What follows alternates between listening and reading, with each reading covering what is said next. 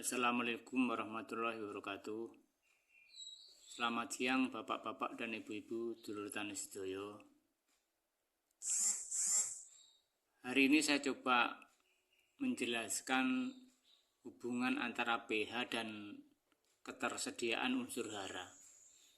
Jadi mungkin selama ini kita sering menjelaskan masalah pH tanah kok harus stabil dan harus bagus itu sajane ada hubungannya dengan apa sih sebenarnya begitu. Jadi begini bapak-bapak ibu-ibu, ada beberapa daerah ataupun tanah yang karena pengelolaan kurang bagus atau pupuk kimia yang selalu berlebih dan lain sebagainya menjadikan tanah itu pH-nya asam. Nah, pada saat pH asam itu kalau pH kita normal itu kan pH-nya kan sekitar ini Bu ya.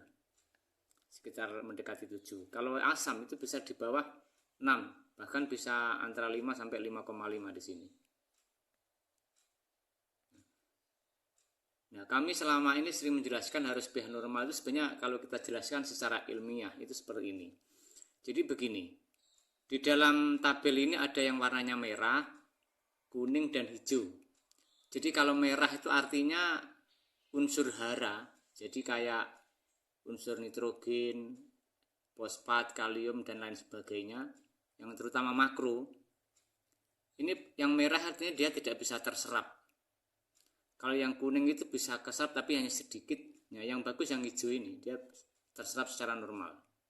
Nah, kalau tanah atau daerah Bapak Ibu itu tanahnya asam, semisal pH-nya di bawah 5,5, berarti 5,5 kan di sini. Nah ini, kalau kita ke sini, yang 5,5 ke bawah ini sudah unsur makronya N, P, K, SCA, Mg tidak bisa terserap. Jadi artinya nggak bisa serap ini, Bapak Ibu semisal memberi pupuk urea atau NPK berapapun jumlahnya, tanaman ini tidak bisa menyerap. Jadi kecenderungan tanaman seperti kayak kurang pupuk NPK, padahal di tanah itu sebenarnya berlebih. Cuma karena pH-nya tadi rendah, tanaman tidak bisa menyerap gitu. Itu yang terjadi di tanah yang pH-nya asam. Nah, kecenderungannya untuk yang tanah asam, yang untuk unsur mikro kayak Fe, Mn, boron, Cu akan cenderung terserap secara maksimal pada saat tanah asam. Nah, inilah Bapak Ibu yang akan meracuni tanaman Bapak Ibu sekalian. Kelebihan unsur mikro ini akan meracuni tanaman Bapak Ibu sekalian karena kondisi yang berlebih, sementara makronya tidak ada yang terserap, tidak imbang akhirnya. Coba kalau kita geser pH tanahnya menjadi normal, misalnya 6,5 di sini ya. Kalau 6,5, nah ini sudah bisa terserap ini. Nitrogen, fosfat, kalium, sulfur sudah mulai terserap.